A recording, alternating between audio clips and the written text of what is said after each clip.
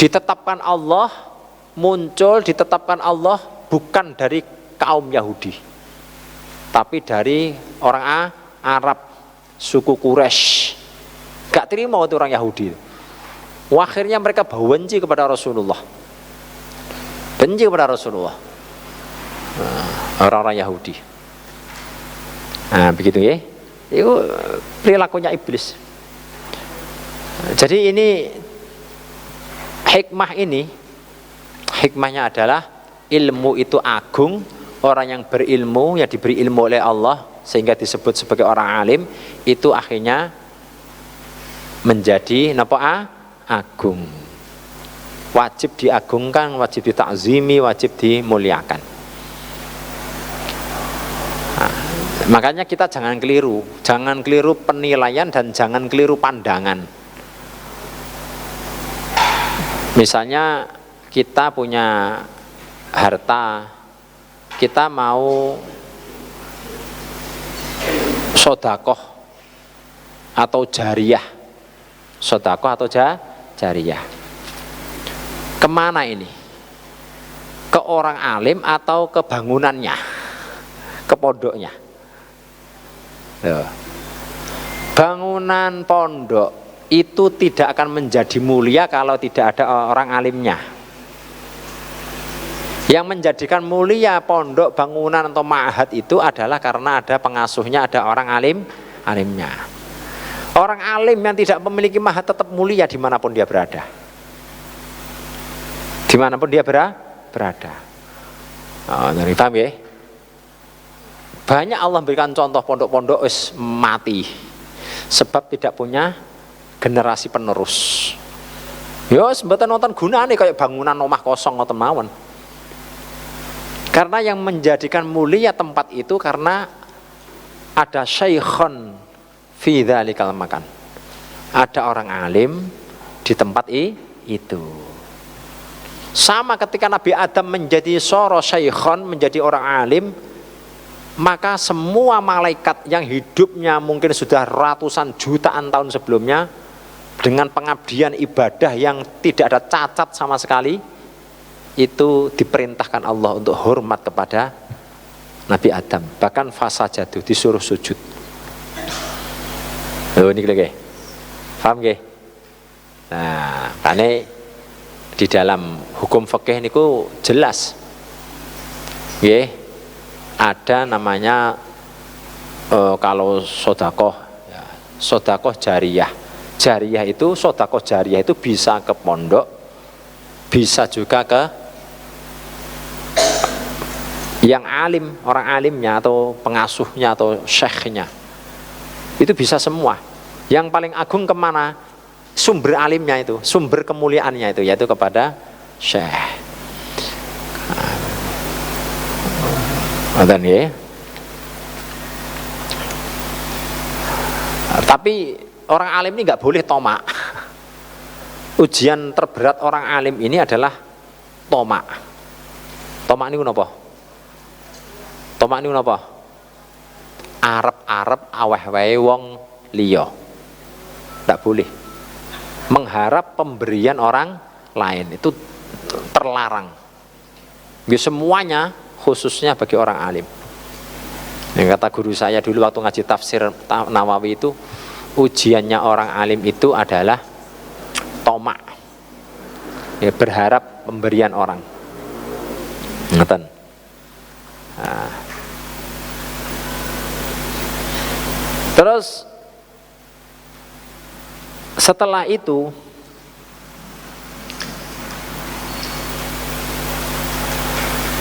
iblis bantah, tidak dijawab oleh Allah. Akhirnya dia ngomong lagi, la in akhartani ila yaumil qiyamati la ahtanikan zurriyatahu illa qalila. Sumpah, saestu jika engkau wahai Allah memanjangkan umurku tembus sampai hari kiamat, Yaitu tafsirannya ini sampai nafkhatus tsani, sampai tiupan sangkakala malaikat yang kedua. Jadi dheweke ndak mau mati. Kan yang memusnahkan semua itu adalah tiupan sangkakala malaikat yang pertama. Tiupan sangkakala malaikat Israfil yang pertama itu menghancurkan semua. Yang bernyawa pasti akan mati semua. Ada yang mati seketika itu, ada yang matinya setelah itu. Nah, yang setelah itu ada 4, yaitu ru'asaul malaikah 4, yaitu malaikat Jibril, Mikail, Israfil, Izrail. Ditambah hamalatul arsy 4, malaikat hamalatul arsy. Nah ini wafatnya setelah nafkhatus awal selesai, setelah tiupan sangkakala yang pertama hancur alam semesta itu selesai, mati semua termasuk malaikat-malaikat yang lain, mati semua termasuk malaikat penjaga surga, penjaga neraka, mati semua, wafat semua. Tinggal 8 itu. Nah 8 itu kemudian dicabuti nyawanya satu-satu oleh malaikat pencabut nyawa, yaitu malaikat Izrail. Tinggal beliau sendiri kemudian oleh Allah diperintahkan mencabut nyawanya sendiri. Itu nafkhatul ula. Lah iblis itu tahu betul rasanya, dahsyatnya mati. Dahsyatnya mati. Lorone niku ngertos, Mbak. Dia tahu betul lorone mati ini. Makanya dia lain akhartani ila yaumil qiyamah. Sungguh jika engkau wahai Allah mengakhirkan aku, maksudnya itu memanjangkan hidupku sampai tiupan sangkakala malaikat yang kedua. Oh, jadi dia karepe niku menghindari napa? Kematian. Maka la'ah tanikan nadzurriyatahu illa qalilah. Pasti astaqsilana. Pasti saya akan terus menerus tanpa henti sedetik pun untuk ighwa, yaitu menyesatkan zurriyatahu, anak turunnya Adam. Illa qalila. Niki permintaan iblis tidak dikabulkan oleh Allah. Iblis tetap mati. Ya, paling pol mati, melok mati kabeh ketika tiupan sangkakala yang pertama. Bisa jadi dia mati sebelum itu. Allah yang Maha tahu berapa panjang umurnya. Oh, keturunannya anak buahnya setan-setan niku demit-demit ya, ke atas yang pun modar. Okay. Setan-setan itu pun ke atas yang mati punan. Nah, kena petir munggah teng langit, kena bledek mati punan. Jenengan wacane Yasin wala yauduhu hifdzuma wala yauduhu di bulan baleni kobong. Sekelas ifrit kobong. Nah niku ngoten, dia tidak dikabulkan oleh Allah. Illa qalila, kecuali sedikit dari keturunannya Nabi Adam yang tidak bisa diganggu, tidak bisa dijerumuskan oleh iblis dalam perbuatan maksiat dan dosa, yaitu mereka yang diberi ismah. Ismah itu perlindungan oleh Allah Subhanahu wa taala. Siapa yang diberi ismah? Ternyata di dalam tafsir As-Sawi ini menarik tafsirnya. Mimman asam tahu ay ismatan wajibatan kal anbiya au jaizatan kas sulaha.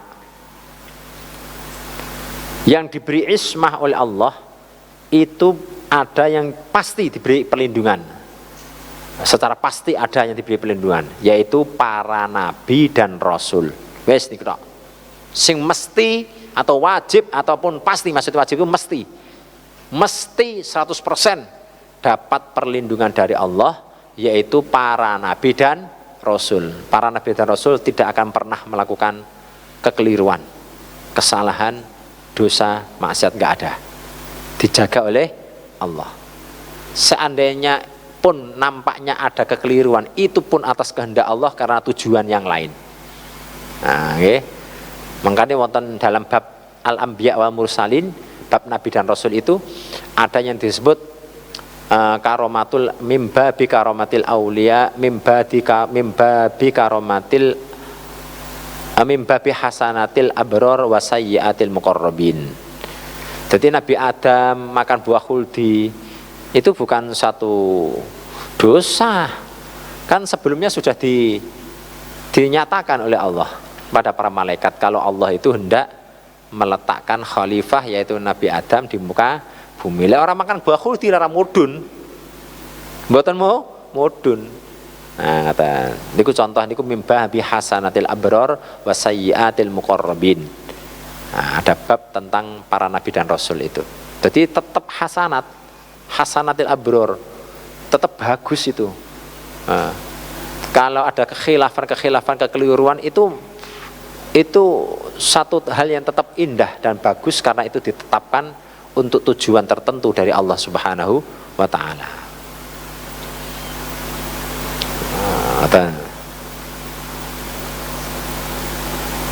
Pernah Kanjeng Nabi itu sholat duhur 2 rakaat. Pernah Kanjeng Nabi itu sholat duhur 2 rakaat. Sholat duhur itu kan 4 rakaat nggih. Kanjeng Nabi itu pernah sholat duhur 2 rakaat. Ya, pun selesai sholat, sahabat-sahabat sing alim-alim, sahabat Abu Bakar, Umar, Utsman, Ali itu mendel, menang. Karena beliau faham fikih, faham usul fikih. Faham fikih, faham usul fikih. Kalau sesuatu yang dilakukan Rasulullah itu mesti menjadi syariat. Kalau ada sesuatu yang dilakukan Rasulullah itu hal baru, maka ini akan menghapus yang sebelumnya. Dan itu kaidahnya. Oh, kalau sholat duhur kok orang rakaat itu bisa jadi nanti duhur orang 4 rakaat menjadi 2 rakaat. Itu kaidah usul fikihnya. Tapi ndilalah wonten sahabat sing tidak golongannya orang alim, wong biasa, sahabat biasa. Takon dadane. Aku siratis sholatu amnasita ya Rasulullah. Langsung nyeplos niku, kabeh meneng dewani dhewe. Oh, iki mungkin wonten hikmah wong bodho iki.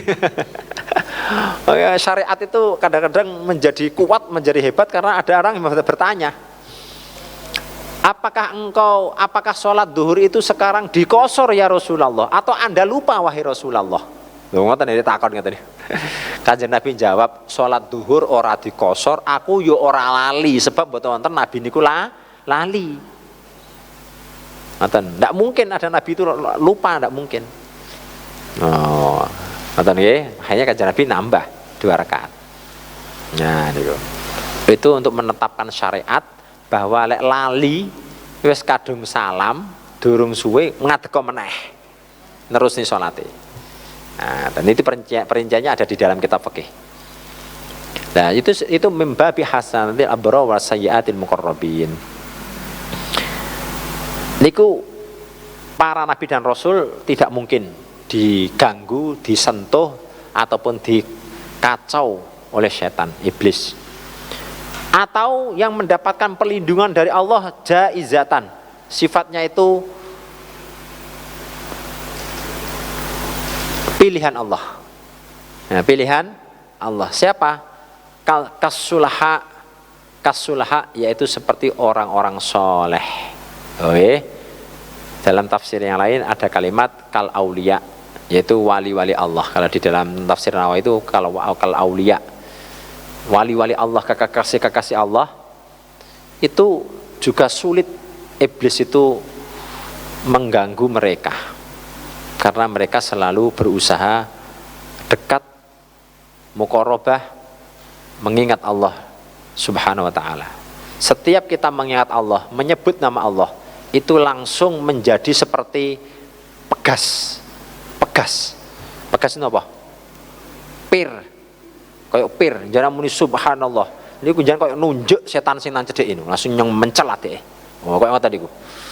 Wes sekali jenengan eling Allah, subhanallah, walhamdulillah atau istighfar astagfirullahaladzim, itu langsung sing setan-setan teng jejaring jenengan langsung menjauh.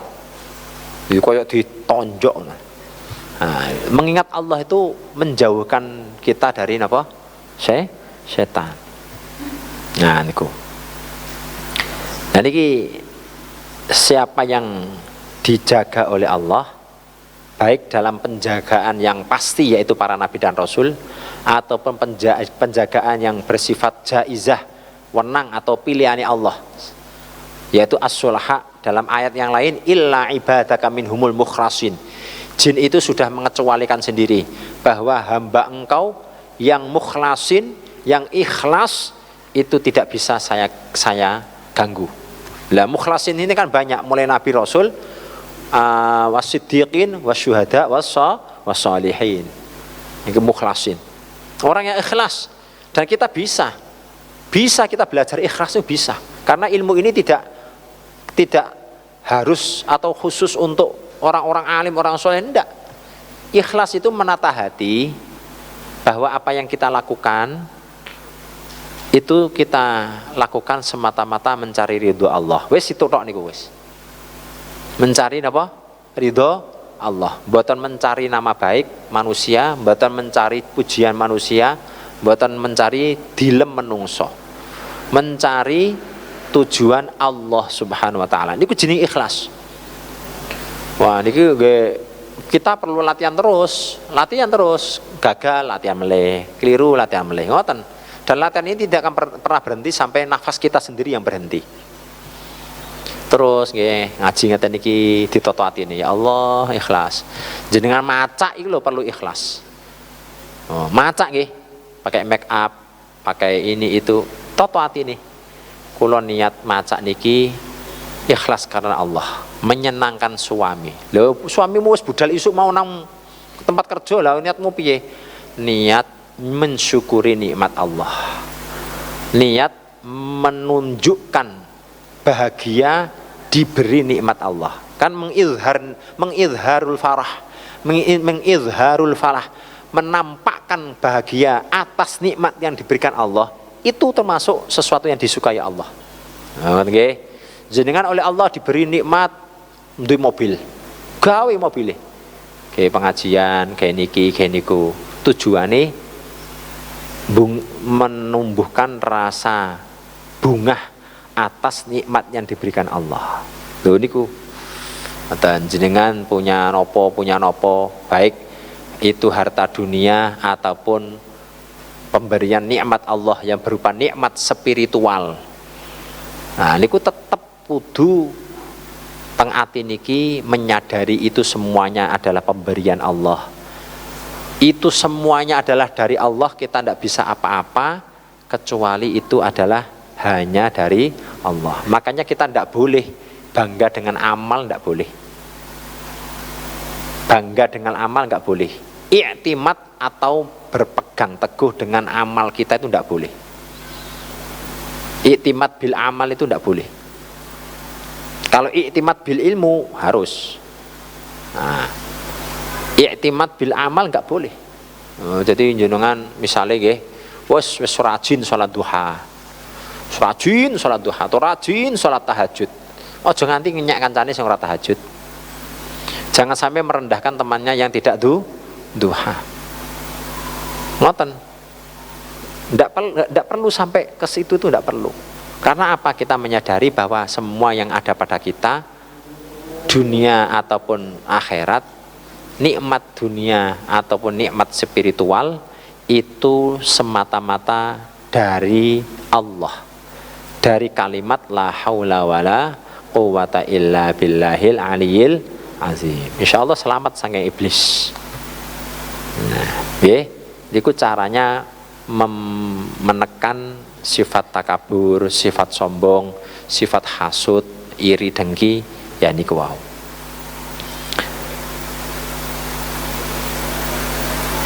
Kemudian setelah iblis ngoceh kayak ngoten iki.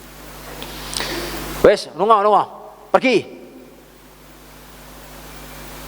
Kamu kesempatannya sampai tiupan sangkakala yang pertama. Jadi ini jawaban Allah ala khilafi ma talaba, tidak mengabulkan permintaan iblis. Karena iblis fa innahu talabal intizar ila nafkhatis saniyah liyafirra minal mauti. Karena iblis minta dipanjangkan umurnya sampai tiupan sangkakala yang kedua. Karena kalau sudah tiupan sangkakala yang kedua, Tiupan sangkakala malaikat yang kedua itu kan menghidupkan kembali. Yaumul Ba'ts itu. Jadi sing pun mati, yang sudah sing sampun sedo kabeh mati niku kemudian dihidupkan dengan tiupan sangkakala yang kedua. Setelah itu tidak ada kematian lagi. Nah, maka iblis itu kepingin lari dari kematian. Fa innahu ya'lamu an la mauta ba'dan nafkhatis tsaniyah. Karena dia tahu bahwa tidak akan ada kematian lagi setelah tiupan sangkakala yang kedua. Bagimu dan orang-orang yang menjadi pengikutmu adalah neraka jahanam. Balasannya untukmu, kamu dan mereka pengikut-pengikutmu, sebagai balasan yang mencukupi. Ya Allah. Lan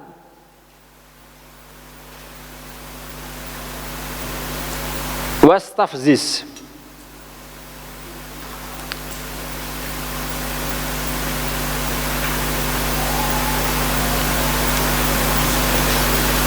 pengajak-ngajak ira bilghina'i kelawan nyanyi-nyanyian wa mazamir lan gendang-gendang alat musik wa kulli da'in lan kelawan saben-saben pengajak ilal ma'asyati maring maksiat. Perdayakanlah mereka semampumu dari keturunannya Adam dengan ajakanmu, seruanmu, melalui nyanyian-nyanyian, alat-alat musik, joget-joget, konser-konser, dan setiap ajakan-ajakan menuju maksiat. Nah ini kira wastafziz manis tata'ta. Oh ya, koyok-koyoknya diajangi nih iblis ini, diajangi kali Gusti Allah. Padahal ini burine mboten. Wa ajlib, lan nyeruwa sira, sahih bengok sira, utawa wa ajlib lan ngerahno sira, sahih alaihi mengatasi zuriat Adam bi khailika kelawan pasukan berkudamu wa rajilika lan pasukan melaku sikilmu, wahum ar-rukabu utawi khailik yaiku pasukane iblis ini ku wonten sing ar-rukab numpak kendaraan wal masyad lan melaku sikil fil ma'asi ing dalam melakoni maksiat. Silahkan kerahkan pasukanmu, bala tentaramu, teman-temanmu yang berkuda, yang berkendaraan maupun yang berjalan di muka bumi yang menuju kepada maksiat. Nah, yang menuju kepada maksiat. Nah niki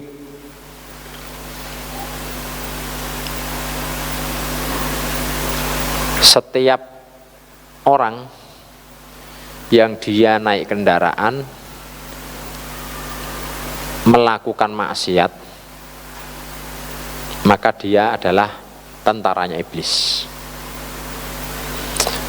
Begitu juga orang yang tidak naik kendaraan, yang jalan kaki melakukan maksiat, entah berjalan menuju tempat maksiat atau naik kendaraan menuju tempat maksiat, maka dia juga menjadi hizbus syaiton, menjadi apa? Menjadi tentaranya, pasukannya iblis. Wasab. Dan silahkan kamu menyatu dengan mereka anak-anak Adam dari segi tasarruf atau pembelanjaan harta mereka yang haram, untuk riba, pinjol, pinjaman online. Pinjaman online hubungannya gede lho nggih. Oh, lek mboten bayar jenengan diteror sak kanca-kanca. Oh, kabeh. Oh, iku haram niku. Judol, judi online. Judof, judi offline. Adu pitik, dadu, nang Genting Highland, Genting Highland atau tenggen tempat-tempat Makau, judi online, judi offline jadi. Riba, riba ini wah ada harta riba mesti temeriku wonten setane, mesti wonten iblisnya. Wal ghasabi, harta yang bukan haknya diambil, barang colongan, barang rampokan, barang korupsi, wis iblis kabeh niku. Masuk pada ayat wasyarikhum fil amwal.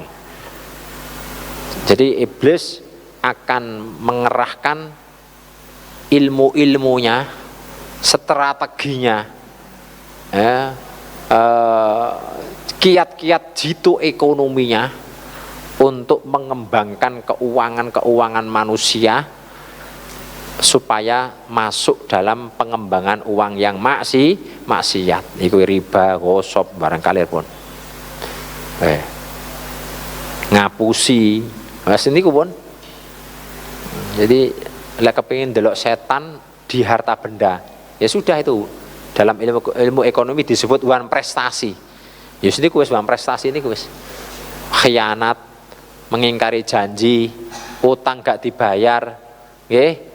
Bisnis ora jujur. Nah niku wis niku setan kabeh niku wis. Nggih, setan kabeh niku.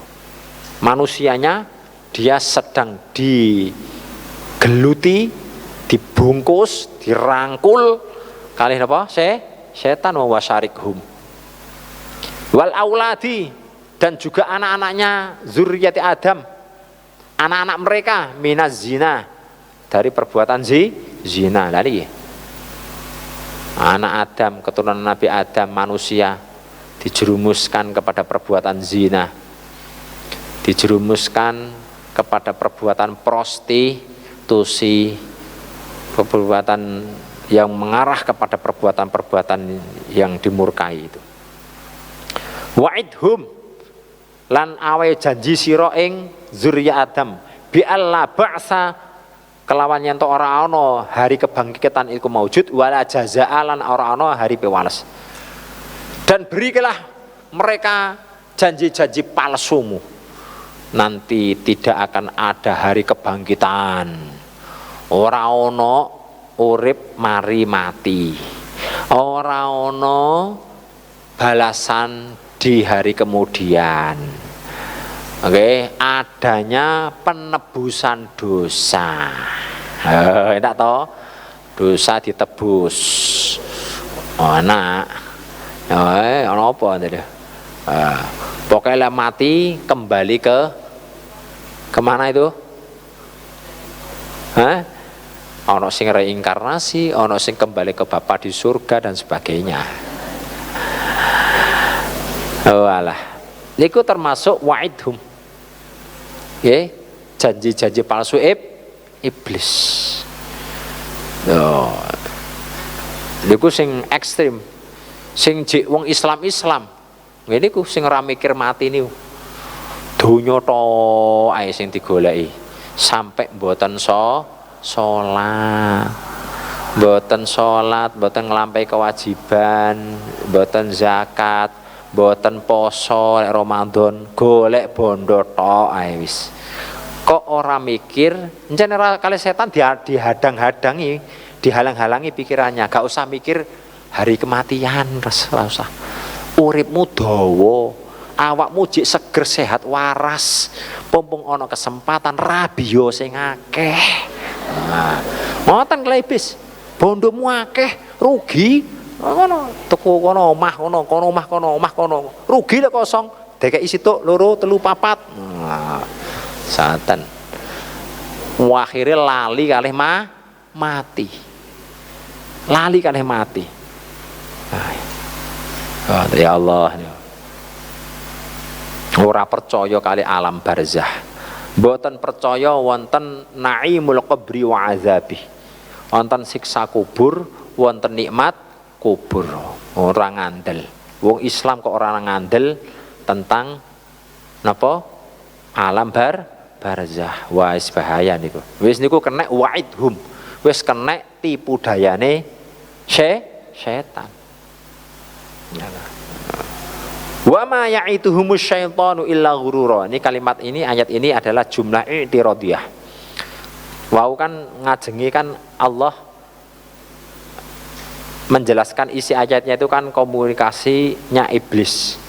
Lah tiba-tiba ada ayat wa ma ya'iduhumus syaitanu illa ghurura. Wa ma ya'iduhum lan orang janjeni hum ing dzurriyyat Adam. Sapa asyaitanu setan bidzalika kelawan mengkono alla ba'sa wala jazaa illa kejaba ghurura kejaba batilah. Ai batilah yaitu nipu, yaitu tidak benar. Dan tidaklah yang dijanjikan setan tentang hidup yang nyaman di dunia, hidup yang takut miskin.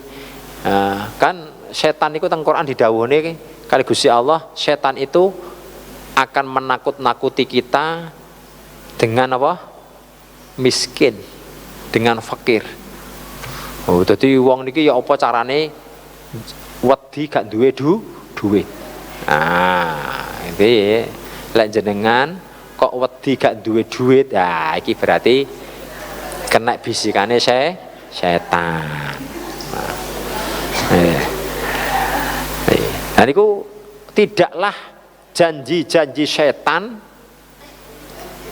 kecuali hanyalah tipu daya. Janji itu janji-janji kosong saja. Tong kosong nyaring bunyinya. Wis. Nih.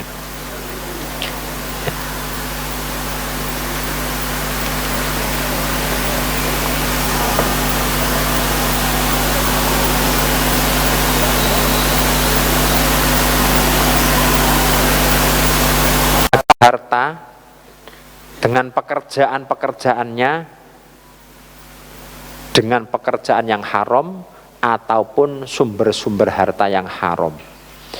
Wa tasarruf fiha fima la yambaghi. Kemudian membelanjakan harta itu tidak sesuai dengan ketetapan Allah. Oh niki to. Niki. Jadi tasarruf dalam harta yang layam bagi sing boten prayogi, sing boten dibenarkan oleh syariat. Nah niki. La wasyarik hum fil aulad, la iblis setan niku kenapa membersamai anak-anaknya manusia keturunan Nabi Adam supaya terjerumus dalam zina. Wa misluhu, contohnya adalah malau talaqar rajulu imra'atahu salasan wa ata minha bil aulad fa inna syaitana syarikahu fihim. Misalnya ada seorang suami, dia menceraikan istrinya sampai talak 3. Sampai talak 3. Talak 3 itu berarti talak bain kubro. Apa? Talak bain kubro. Talak bain niku lek sughra yaitu talak 1. Talak 2. Niku bain sughra. Bisa kembali lagi. Bisa kembali lagi. Lek cerai bisa kembali lagi kepada istrinya dengan cara rujuk. Lek rujuk ketika dalam masa iddah ya langsung ngomong mawon, "Dek, aku balik ya sepurane, ayo rumah tangga meneh." Itu rujuk bisa ketika dalam masa iddah. Lek kesuwen, muring-murunge kesuwen sampai habis masa iddahnya kok katim balik sepakat gelem, maka harus binikahin jadidin. Harus melalui proses akad nikah yang baru, ya ada walinya, ya ada maharnya, ada saksi. Itu talak bain sughra, talak bain sughra, yaitu talak 1 maupun talak 2. Lah kok cangkeme sing lanang kok lecek sampai metu talak yang ketiga. Oh, cangkem dandang iki jenenge. Sampai metu talak yang ketiga, itu talak bain kubro. Tidak bisa kembali lagi, tidak bisa sudah. Kecuali si istrinya sudah menjalani masa iddah habis. Setelah masa iddahnya habis, kebetulan ada someone yang menyukainya kemudian melamarnya. melamarnya. Kemudian mereka menikah, rumah tangga. Rumah tangga bahagia, sesuai gak bahagia, cekcok, cerai. Cerai isinya kemudian iddah. Iddahnya habis, lah kemudian suaminya yang pertama itu balik meneh. Niku baru boleh.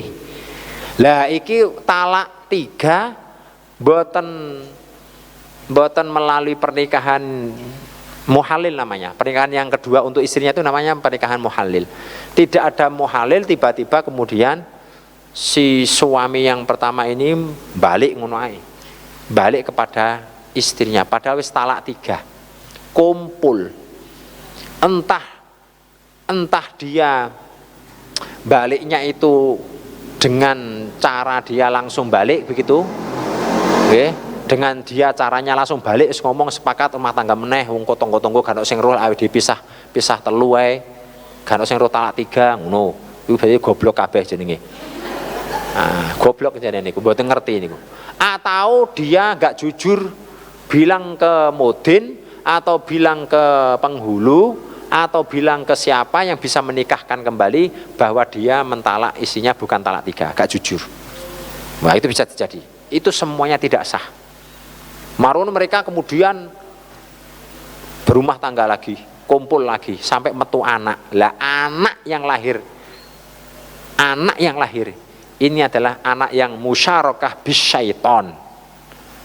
Anak yang dicampuri kali setan. Nah niki.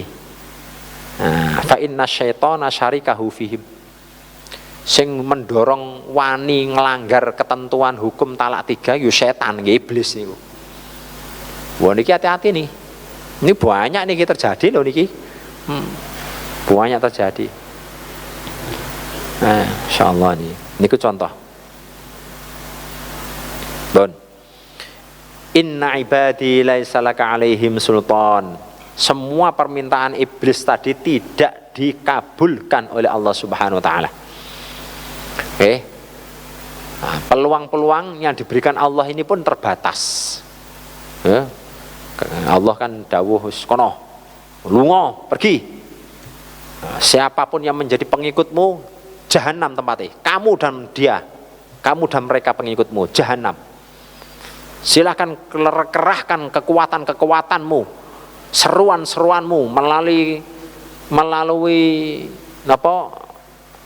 bisingnya musik, alat musik, nyanyi-nyanyian dan semua pengajak atau seruan-seruan kepada maksiat niku bisautika.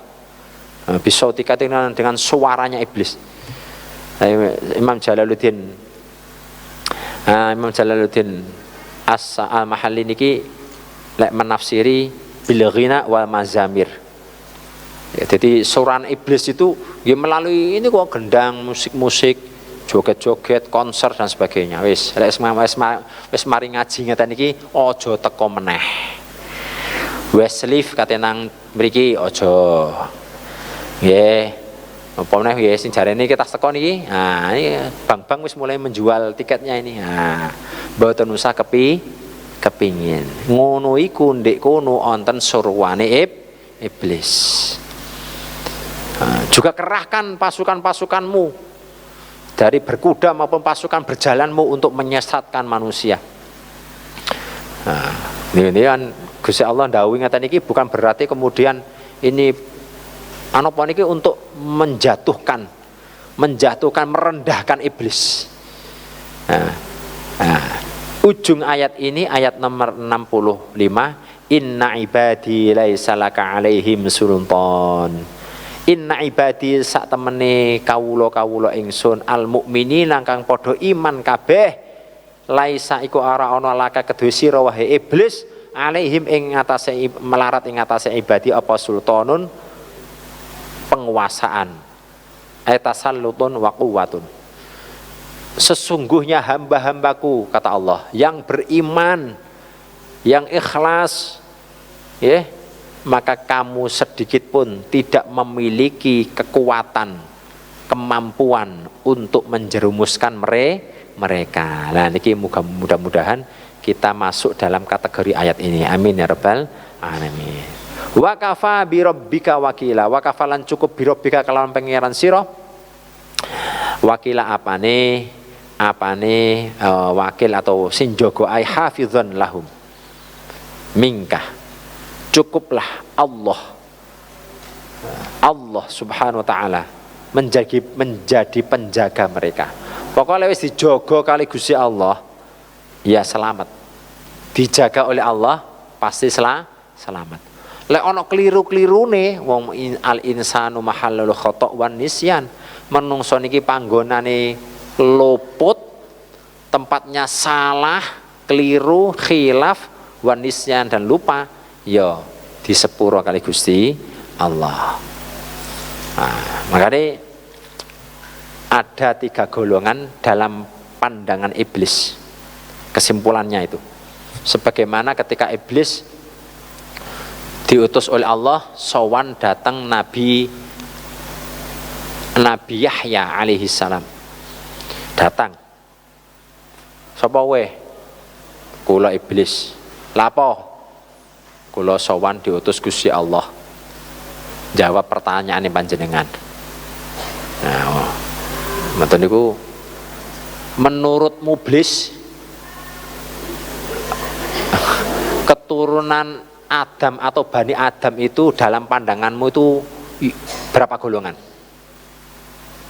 Kategori ini. Jawab iblis, wonten 3. Ada 3 golongan. Semua keturunan Nabi Adam ini masuk dalam 3 golongan. Klasifikasinya iblis. 1, minhum man misluka. Di antara mereka keturunan Nabi Adam itu orang seperti panjenengan wahai Nabi Yahya.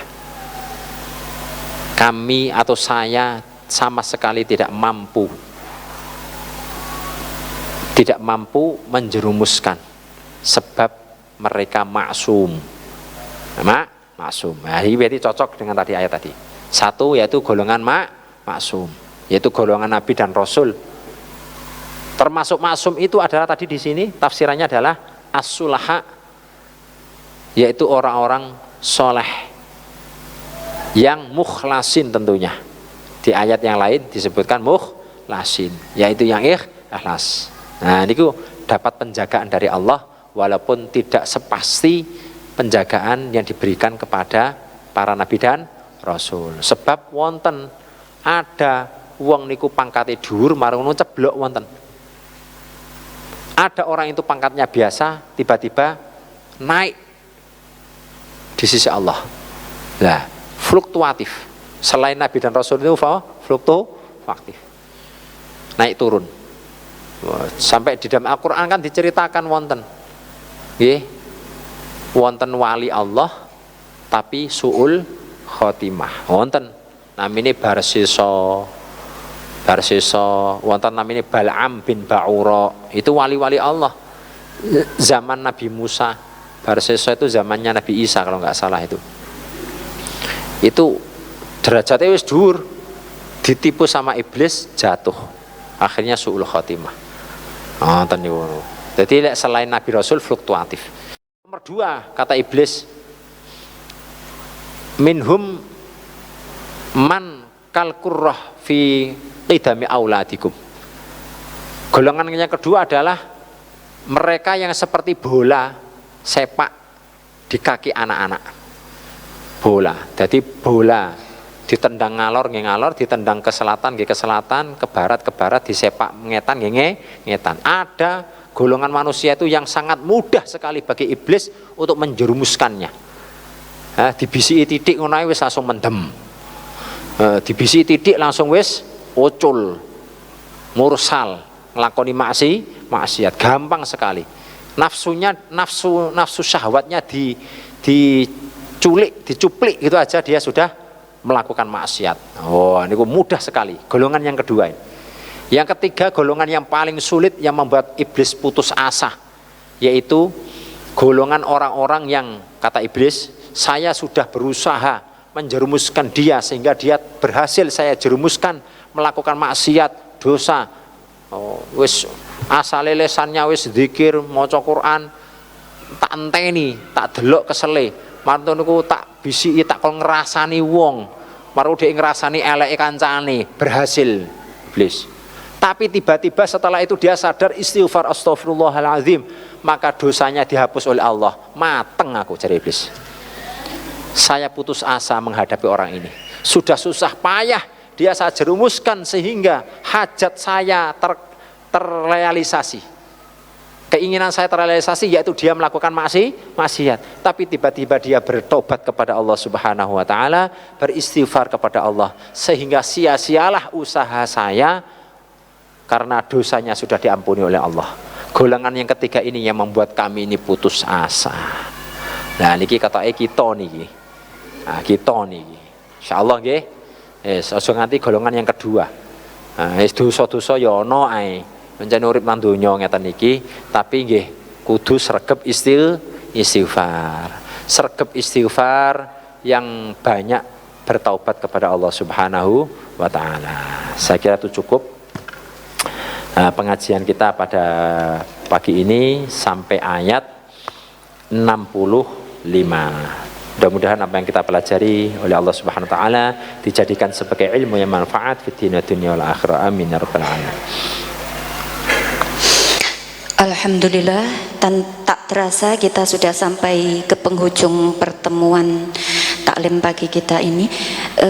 Ini untuk pertanyaan minggu lalu masih kurang satu, Gus. Mohon izin membacakan ya. Dari yang disampaikan di surat Al-Isra ayat 61 bahwa iblis tidak mau sujud kepada Nabi Adam, menolak perintah Allah. Pertanyaannya adalah mengapa iblis tidak mau sujud atau tunduk kepada Nabi Adam, namun mau tunduk kepada Nabi Isa yang sama-sama manusia diciptakan dari tanah. Matur suwun. Kapan iblis itu tunduk pada Nabi Isa? Kok aneh itu? Pertanyaan dari jamaah. Iya. Ya mungkin pertanyaan perlu direvisi. Iblis tidak mau tunduk, tidak mau sujud menjalankan perintah Allah, menghormat, memuliakan, mengagungkan Nabi Adam. Aba wastakbaro. Di ayat yang lain Allah menjelaskan alasannya. Aba, ora gelem sapa iblis, wastakbaro lan gumedhi, sombong sapa iblis. Dia sombong. Wa kana minal kafirin, maka iblis termasuk golongan orang-orang yang kafir. Jadi iblis itu dia sombong.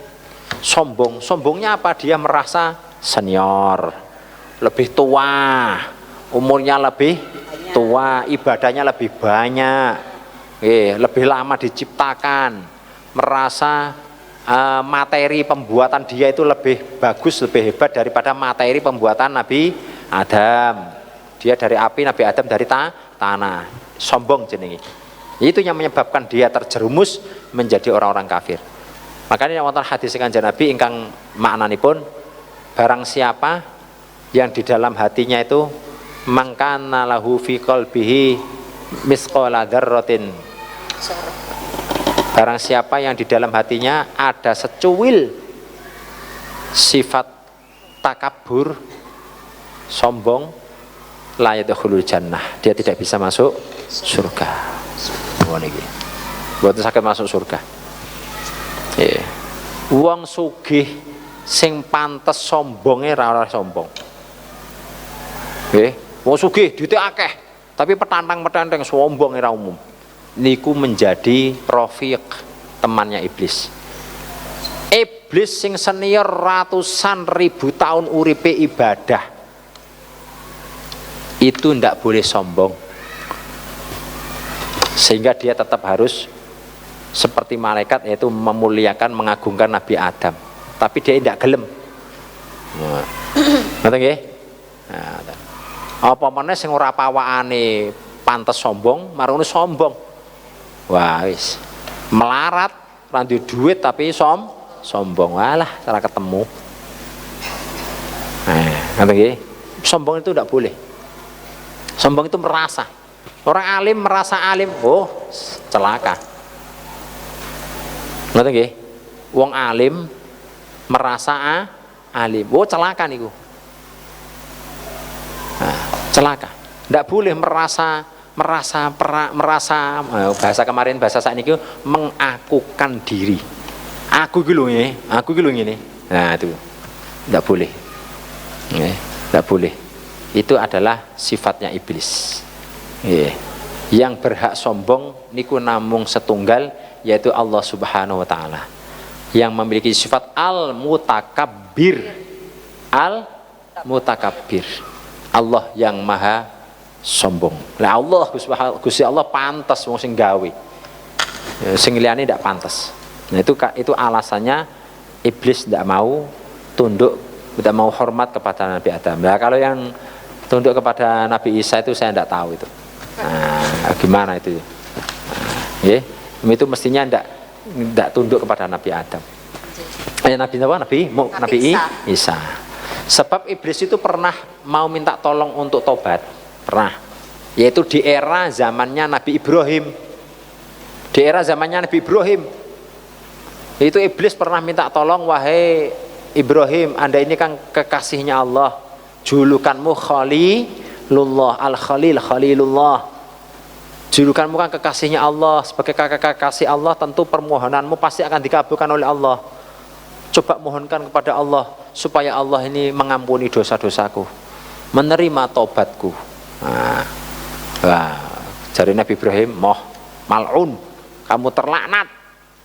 Tapi iblis terus menerus sampai 3 kali atau 4 kali itu matur kepada Nabi Ibrahim. Akhirnya oleh Nabi Ibrahim ini kan nabi yang lemah lembut. Nabi yang lemah lembut, kalem, terus niku Nabi Ibrahim. Akhirnya Nabi Ibrahim mohon kepada Allah, ya Allah, niki iblis badhe tobat, mohon diampuni dosa-dosanya, diterima tobatnya. Apa kata Allah? Ya, tobatnya tak terima, dosanya tak sepuro, syaratnya kongkon sujud nang Adam meneh. Kongkon sujud nang kuburannya Adam. Terus iblis disampaikan Nabi Ibrahim, jarine iblis, biyen Adam urip aku moh, apa saiki wis mati nang kuburane moh.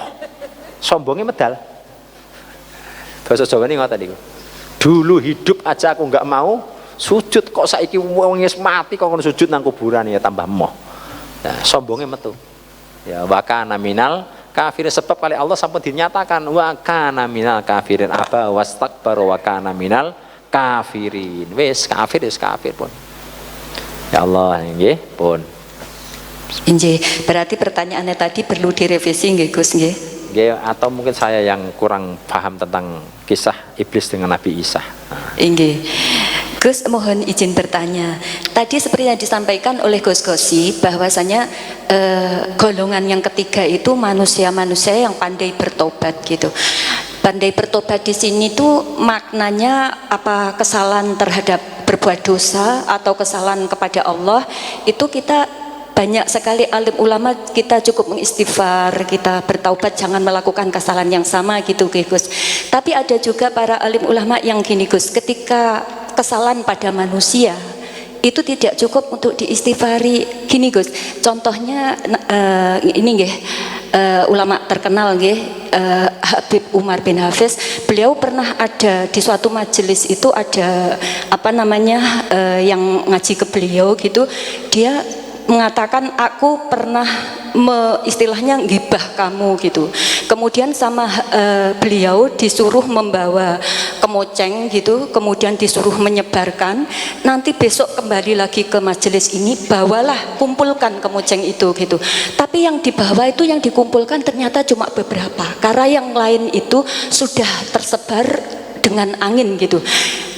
Untuk tentang menggibah orang lain itu Gus, apa semudah itu diistighfari? Karena biasanya yang digibah itu tidak tahu apa-apa, tapi orang itu sudah menghancurkan kehormatannya, menghilangkan nama baiknya. Dia itu ibaratnya elek itu kayak dipreteli gitu loh Gus, dipreteli istilahnya itu yang ndak itu diada-adakan, dicari-cari kesalahannya apapun itu, karena mungkin ada hasad atau apa kayak di ini gitu loh Gus, itu sudah menyebar gitu hingga orang itu kayak hilang hormatnya dan lain-lain. Sedangkan kehormatan sesama muslim itu wajib hukumnya kita jaga gitu. Terus bagaimana dengan tadi yang disampaikan oleh Gus, menggibah manusia kemudian cukup beristighfar, apa seperti itu bagaimana Gus? Mohon pencerahannya matur suwun. Bertobat itu ada prosedurnya. Bertobat itu ada prosedurnya. Paling mudah itu menyesal, memohon ampun kepada Allah dari dosa-dosa yang sifatnya hukukullah, hak-haknya Allah. Hak-haknya Allah itu apa? Ya ibadah-ibadah yang dilanggar atau larangan-larangan yang diterjang. Wong gak sholat, dosa, itu haknya Allah, maka bertobat. Tapi prosedurnya tobat adalah harus mengkodok. Nah, poso, itu haknya Allah. Kalau tidak puasa, berdosa. Tobatnya menyesal, tidak akan mengulang lagi. Puasanya dikodok, begitu. Atau misuh-misuh, orang misuh wong, misuh-misuh dewi, mengucapkan kalimat-kalimat yang qabihah, itu dosa. Tapi kalau tidak menyakiti orang, tidak misuhi orang, itu dosa kepada Allah. Istighfar, mohon ampun kepada Allah. Ngoten. Lah kalau dosa kepada manusia, wonten prosedurnya sama, tobatnya tobat nasuha juga. Tapi tobat nasuha ini yang kepada dosa kepada manusia itu ada prosedurnya. Kalau berkaitan tentang harta benda, wajib dikembalikan. Harus dikembalikan. Nyolong wajib balik nang sing dicolong biyen nek tobat. Mboten cukup tobat tok nang Gusti Allah, salat jengking-jengking nangis tanpa mengembalikan harta orang lain yang pernah dia rampas atau dia ambil. Tidak cukup, harus dikembalikan. Itu karena hakul adami. Atau yang berkaitan tentang harga diri, kayak tadi ngerasani, ngelek-ngelek, memfitnah, itu prosedurnya adalah ya selain memohon ampun kepada Allah, itu juga melanggar larangan Allah, juga harus mencari atau meminta ridhonya orang yang disakiti. Itu syarat itu. Makanya wonten sebagian ulama yang menjelaskan lek duwe salah teng wong itu harus minta maafnya dijelaskan. Sepuntene nggih yu, kula biyen tau memfitnah jenengan. Kula biyen tau ngrasani elek jenengan. Nah, kudu dijelas ngoten niku. Niku wonten sebagian ulama mensyaratkan begitu. Supaya orang yang kita mintai maaf itu betul-betul lega hati ini, memaafkan kesalahan kita. Nah, seandainya kita khawatir engko lek tak critakno wonge malah ngamuk, enggak usah punya pikiran itu pikiran yang sumbernya dari setan. Jangan khawatir, karena Allah memerintahkan kita untuk meminta maaf. Di sisi yang lain Allah juga memerintahkan orang itu untuk memberi maaf. Faman afa wa aslaha fa ajruhu 'ala Allah. Barang siapa yang memaafkan atau meminta maaf atau memberi maaf, wa aslaha, kemudian dia berdamai, fa ajruhu 'ala Allah, maka Allah akan berikan pahala yang banyak sekali. Nah, ngoten. Kalau misalnya dia enggak memaafkan, selesai urusan kita. Sudah saya udah. Wong wis njaluk sepuro wis dijelas-jelasnya kok ijik gak trimo ae. Ya sudah. Berarti kita serahkan urusan ini kepada Allah. Nah, ngoten mawon. Penting kita harus menjalani prosedur itu. Taubatan nasuha. Ningali dulu dosanya. Kalau dosanya hanya kepada Allah, ya mohon ampunnya kepada Allah dengan serius. Kalau dosanya kepada sesama manusia, nah ini prosedurnya yang mohon ampun kepada Allah juga kepada manusia yang bersangkutan. Kalau tentang harta, dosa itu harus dikembalikan.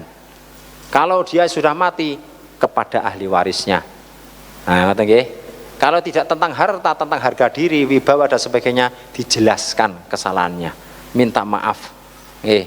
Minta maaf. Niku caranya begitu prosedurnya.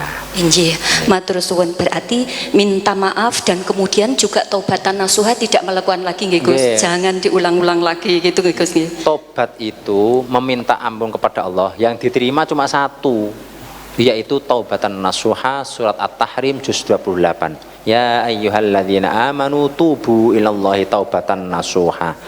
Tobat itu cuma satu itu. Sing lintune mboten diterima, tobat lombok, tobat tomat, nah mboten diterima.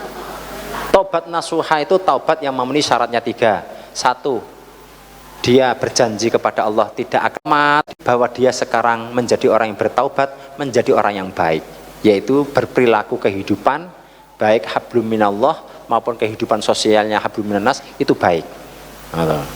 Makanya wonten unen-unen mantan preman lebih baik daripada mantan kiai. Nah niku. Gak apa-apa ono awake tatoan, tapi saiki kan wis sarungan kuplukan, wis hadir majelis, wis taklim, wis sembarang kali wis salat, gak apa-apa. Ngoten, lek duwe dhuwit ya diilangi tatone, lek durung duwe dhuwit ya aja ngono sik. Lah durung duwe dhuwit piye?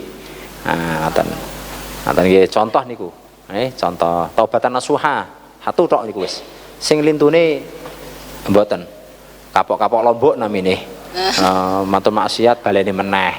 Mari dibengkerengi bojone, aja selingkuh, nangis-nangis. Marono dadakno wis lali kumat meneh. Wah, gak taubatan nasuha jenenge niku. Ngeten. Nggih, matur suwun. Barangkali ada jamaah yang mau meneruskan pertanyaan, monggo dipersilakan. Ada ini, Gus.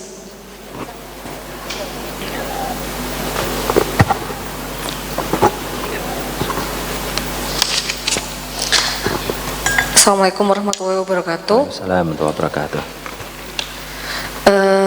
Gus, untuk prosedur tobat yang tadi yang bersifat kesalahan kepada manusia, ketika kita melakukan kesalahannya itu kepada manusia dan kita sudah lama tidak bertemu dengannya, istilahnya orang yang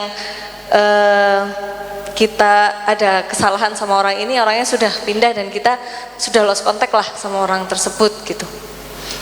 Terus bagaimana caranya kita meminta maaf? Okay. Itu para ulama membeli solusi terakhir. Entah orang itu kita tidak bisa bertemu, hilang kontak, atau dia meninggal dunia.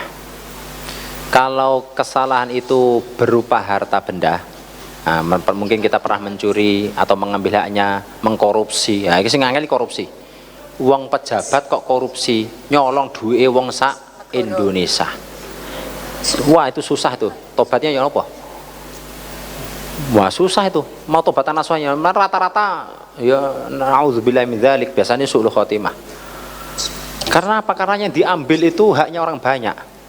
Pajak ya mestinya itu atau apapun lah yang mestinya itu diberikan kepada rakyat untuk fasilitas, untuk rumah sakit, untuk jalan, kok dia ambil sehingga tidak terrealisasi dana-dana negara itu. Wah, niku dituntut minta tentang bijing tengah akhirat sa Indonesia. Oh, jangan kira itu enteng. Biasanya dia akan terus terjerumus dalam kehidupan itu. Dia akan terus dinyaman-nyamankan oleh iblis. Tenang, cik suwe uripmu, tenang, terus no. Biasanya ngoten niku wis. Sehingga kita saksikan dia itu seperti orang yang greget nih. Kok orang tobat-tobat. Ya encen ngoten. Dalan mau tobatnya itu ditutup, tertutup karena terlalu banyak yang dizalimi. Lah, yang ditanyakan itu bagaimana solusinya para ulama kalau dia sudah meninggal dunia, kalau berupa harta, kezalimannya itu berupa harta, dikembalikan kepada ahli warisnya. Kalau bisa ketemu, kalau tidak bisa ketemu, para ulama dawuh senilai harta yang diambil itu, senilai manfaat, bukan nilai apa sih, nilai nominal. Nyolong 3 juta zaman tahun 70-an dengan 3 juta zaman saiki beda. 3 juta zaman tahun 70, 80 awal itu bisa untuk haji. Nggih, mbah-mbah jenengan lah hajine sak moten niku biyen. Tapi sakniki 3 juta dienggo napa? Nang playhouse wis entek pisan sawengi. Gitu nggih. Sawengi entek mriku jarine lho kula mboten nate mriku. Mek liwat tok. Niku harus dikembalikan kepada yang ahli waris kalau masih ada. Kalau tidak ketemu, dawuh para ulama, disodakohkan dengan niat pahalanya. Saya niatkan ini untuk si A si B yang saya zalimi sebagai ganti. Ngaten, mbuh disumbangaken ke masjid, teng pondok, atau kepada orang alim, atau kepada madrasah. Pokoknya niatnya niku. Saya niat ini untuk mengganti hutang saya atau kezaliman saya kepada si fulan sebagai gantinya yang dulu, pahalanya untuk dia. Oh, diberikan. Itu nanti dawuh para ulama ketemu teng akhirat. Di pengadilan itu ada nanti di akhirat. Itu kedzalimannya tampak seret misalnya. Maka dipanggil panjenengan, ini ada rekamannya, kamu dulu pernah ini kepada ini. Wah, si yang dizalimi senang dapat peluang dia dikurangi dosanya atau ditambahi amal ibadahnya. Kemudian sedekah jenengan muncul, set. Ini sedekah yang diniatkan untuk menebus itu. Sama Allah diberi pilihan. Wahai kamu yang dizalimi, kamu milih mana? Kamu tak ampuni dosa-dosamu karena yang berbuat salah ini sudah bersedekah untukmu dan saya ridho, atau kamu tidak tak ampuni tapi kamu tetap berproses dengan ini. Pasti setiap orang di akhirat itu memilih ampunan Allah Subhanahu wa taala. Itu pasti itu. Dawuh kata para ulama, pasti mereka memilih ridhonya Allah, memilih ampunan Allah. Lah niku caranya. Jadi disedekahkan senilai itu di jalan Allah Subhanahu wa taala. Nah, niku caranya seperti itu. Kalau berupa perbuatan, bukan berupa harta, tapi perbuatan. Pernah ngilokne, pernah memfitnah, pernah ngetrek, membahas keburukannya, maka bacakan kalimah-kalimah thayyibah, bacakan sholawat, bacakan Quran yang pahalanya diniatkan kepada yang kita zalimi. Itu sama nanti di akhirat seperti prosesnya. Pasti dia akan memilih pahala itu. Pasti dia akan memilih ampunan Allah Subhanahu wa taala. Kamu pilih memaafkan orang yang menzalimi kamu ini, tapi kamu juga akan aku ampuni, atau kamu memilih kamu tidak memaafkan, kamu mengambil hartanya, mengambil amal ibadahnya, tapi kamu tidak aku ampuni. Nah, pasti dia akan memilih memaafkan si pelaku, kemudian dia mendapatkan ampunan Allah Subhanahu wa taala. Itu solusi dari para ulama. Nggih, solusinya nggih, monggo. Satu lagi, Gus, ngapunten. Kalau kematian itu kan sebetulnya takdir ya, dari Allah. Cuman boleh tidak? Kan kita mengerti kalau mati itu adalah memang tujuan hidup terakhir kita. Tapi kadang di hati itu terbersit, ya Allah jangan mati sekarang deh, soalnya amalnya belum cukup ini. Terus nanti kalau misalkan saya posisinya sebagai seorang ibu, nanti anak-anak masih kecil, nanti anak-anak sama siapa ya Allah, kalau saya kenapa-kenapa, kalau saya meninggal bagaimana ya Allah. Padahal kita sendiri sudah mengimani kalau meninggal itu memang akhir dari kehidupannya kita ya. Ripon ngoten itu. Terima kasih. Makanya kita harus tahu batas-batas diri kita. Batas itu sudah tegas dinyatakan sama Allah di dalam Al-Quran di juz 21. Qala Allah Ta'ala, a'udzubillahi minasyaitonir rajim, wa ma tadri nafsum madza taksibu ghadan. Wa ma tadri nafsum bi ayyi ardin tamut. Innallaha alimun khabir. Kata Allah, wa ma tadri nafsum madza taksibu ghadan. Setiap jiwa, setiap orang tidak akan pernah tahu apa yang akan dilakukan besok. Yang hanya bisa dilakukan merencanakan saja. Besok mau melakukan apa tidak tahu. Dan setiap orang tidak akan pernah tahu bi ayyi ardin tamut, di tanah mana dia akan mati dan dikuburkan. Oleh karena itu kita tidak perlu mikir sesuatu yang bukan wilayah pikiran kita. Itu wilayahnya Allah Subhanahu wa taala. Bagaimana masa depan anak kita setelah kita mati, urusan Gusti Allah. Ada takdirnya sendiri mereka. Kita hanya cukup berdoa, ya Allah, jadikanlah anak-anak saya, keturunan saya, anak-anak yang solih dan solihah, selamat dunia akhirat. Sudah cukup, sudah.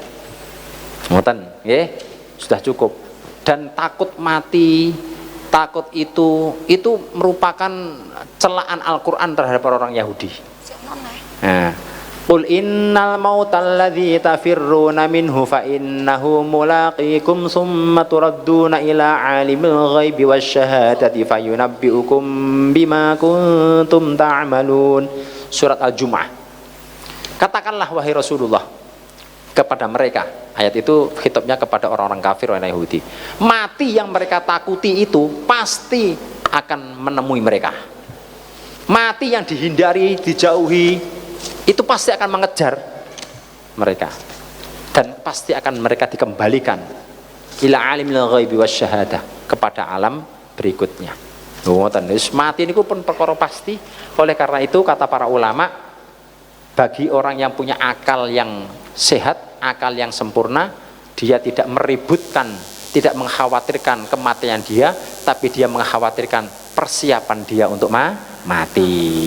Ngaten persiapan untuk mati niki nggih ngaten iki ngaji, salat, ibadah, memperbanyak amal soleh, nyuwun husnul khotimah. Lek nyuwun husnul khotimah, terutama doa tadi malam nisfu Sya'ban dikabulkan Allah, pasti nanti akan diatur oleh Allah mati kita itu husnul khotimah. Kita akan diarahkan banyak ibadah, banyak amal soleh, sehingga cukup untuk menyandang status husnul khotimah. Di sini itu yang penting. Doakan anak-anak yang akan kita tinggalkan, dan pasti kita akan meninggalkan anak-anak kita, pasti. Ya pasti. Entah anak-anak yang meninggalkan kita duluan atau kita meninggalkan mereka, pasti doakan mereka diberikan tetap iman Islam, dijadikan anak-anak yang soleh solihah, selamat dunia akhirat. Niku sedonga sing pun lengkap. Tidak usah mengkhawatirkan, Allah yang menanggung rezeki mereka. Setiap nafas ini kan sudah Allah tanggung. Bukan kita kok yang memberi rezeki mereka itu. Kita ini hanya perantara saja. Melalui kita bekerja, Allah ngasih rezeki, kita membelanjakan untuk mereka, untuk sekolah, untuk ini, untuk itu. Itu lewat saja kita ini. Kita ini perantara saja. Allah yang memberi rezeki. Seandainya kita mati, perantara ini mati kan, sing beri rezeki Allah masih ada kok. Nah, tidak perlu khawatir. Sing penting kita doa dan mohon kepada Allah supaya anak-anak kita selamat dunia akhirat. Itu yang terpenting. Nggih, pun. Itu wilayah kita. Berarti nyuwun sewu Gus, berarti untuk menyikapi yang tadi disampaikan, dipertanyakan tadi, untuk mengubahnya menjadi nilai tafakur, apa ada di situ biar jadi nilai tafakur gitu Gus, maksudnya dari perenungan kan Gus niku nggih. Umpamanya kita mau mengubahnya dari perenungan itu menjadi tafakur, perlu ditambahkan apa Gus? Matur suwun. Ketika kita berpikir, kita ini oleh Allah kan diberi pikiran nggih. Pasti kita akan berpikir, merancang masa depan, merancang anak-anak nggih. Merancang niku nggih sebagai usaha kita. Jangan dijadikan titik akhir. Ojo sampai punya anggapan, jangan sampai punya anggapan, boleh tak totong ini anakku apik, jangan seperti itu. Gak boleh itu. Kita itu jangan hanya memikirkan anak-anak kita, tapi kita melupakan diri kita. Jangan, itu juga dicela. Mikir noto anake jengkulitan, terus kerja sampai lali rino wengi, siang malam untuk noto anake, gak no omah, gak no toko, gak no usaha, dirinya sendiri nggak beramal untuk dirinya. Nah itu yang keliru. Ya, itu namanya terlalu masuk ke wilayah yang bukan wilayahnya. Sing ngatur kehidupan anak-anak kita, keluarga kita Allah Subhanahu wa taala. Pun ngoten mawon, ditotong gitu toto tapi sak madya. Nggih, secukupnya saja, dibekali dengan ilmu, dibekali dengan ilmu syariat, lek ditinggali bondo ya ditinggali bondo sak cukupe. Karena Rasulullah juga tidak suka kepada orang tua yang meninggalkan anak dalam keadaan fakir. Nah, itu juga tidak disukai oleh Rasulullah. Nggih, secukupnya saja, secukupnya. Ngoten. Inggih, matur suwun atas semua pencerahan nih Gus. Untuk pertanyaan yang tadi dititipkan nggih di kertas, insya Allah saya bacakan Selasa depan nggih, karena waktu ini juga mau lanjut ke kajian berikutnya. Mohon doa untuk kami Gus, matur suwun. Bismillahirrahmanirrahim. Alhamdulillahirabbil alamin. Allahumma shalli wa sallim wa barik ala sayyidina Muhammadin tibbil qulubi wa dawaiha wa afiyatil abdan wa shifaiha wa nuril absar wa diyaiha wa qut arwahi wa ghidaiha wa ala sahbihi ajma'in. Rabbana zalamna anfusana wa illam taghfir lana tarhamna lanakunanna minal khasirin. Rabbana ighfir lana dhunubana wa li abaina wa li ummahatina wa li masyayikhina wa li muallimina wa li jami'il mu'minina wa mu'minat wa muslimina wa muslimat al ahya'i minhum wal amwat. Rabbana atina fid dunya hasanah wa fil akhirati hasanah wa qina adzabannar. Allahumma rzuqna ilman nafi'a wa amalan mutaqabbala wa rizqan wasi'an halalan mubarakan thayyiba. Allahumma ja'alna wa auladana wa ahlana wa talamidana wa talamidatina wa ikhwatina wa akhawatina wa zurriyatina wa ahli baitina min ahli al-ilmi wa ahli al-khair wa ahli al-Qur'an wa ahli al-khair ولا تجعلنا وإياهم أهل شر الضير ربنا آتنا في الدنيا حسنة وفي الآخرة حسنة وقنا عذاب النار اللهم اختم لنا بالإيمان والإسلام واختم لنا بحسن الخاتمة يا الله بها يا الله بها يا الله بحسن الخاتمة اللهم بارك لنا في رجب وشعبان وبلغنا رمضان وصلى الله على سيدنا محمد وعلى آله وصحبه أجمعين والحمد لله رب العالمين. الفاتحة. بسم الله الرحمن الرحيم الحمد لله رب العالمين الرحمن الرحيم إياك نعبد وإياك نستعين اهدنا الصراط المستقيم صراط الذين أنعمت عليهم بسم الله الرحمن الرحيم اللهم صل وسلم وبارك على سيدنا محمد وآل محمد بعدد رحمة الله اللهم صل وسلم وبارك على سيدنا محمد وآل محمد بعدد فضل الله اللهم صل وسلم وبارك على سيدنا محمد وآل محمد بعدد خلق الله اللهم صل وسلم وبارك على سيدنا محمد وآل محمد بعدد ما في علم الله اللهم صل وسلم وبارك على سيدنا محمد وآل محمد بعدد كلمات الله اللهم صل وسلم وبارك على سيدنا محمد وآل محمد بعدد كرم الله اللهم صل وسلم وبارك على سيدنا محمد وآل محمد بعدد حروف كلام الله اللهم صل وسلم وبارك على سيدنا محمد وآل محمد بعدد قطر الأمطار اللهم صل وسلم وبارك على سيدنا محمد وآل محمد بعدد ورق الأشجار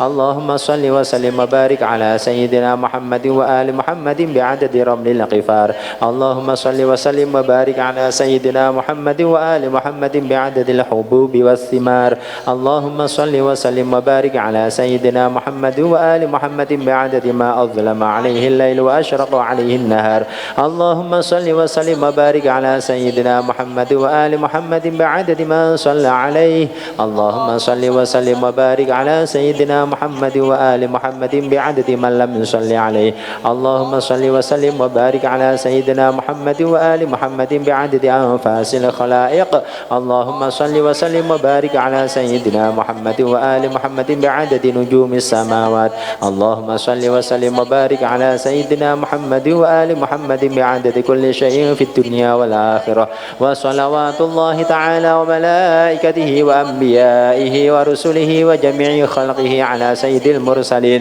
وإمام المتقين وقائد الغر المحجلين وشفيع المذنبين سيدنا محمد وعلى آله وأصحابه وأزواجه وذرياته وأهل بيته والأئمة الماضين والمشايخ المتقدمين والشهداء والصالحين وأهل طاعتك أجمعين من أهل السماوات وأهل الأرضين برحمتك يا أرحم الراحمين ويا أكرم الأكرمين والحمد لله رب العالمين.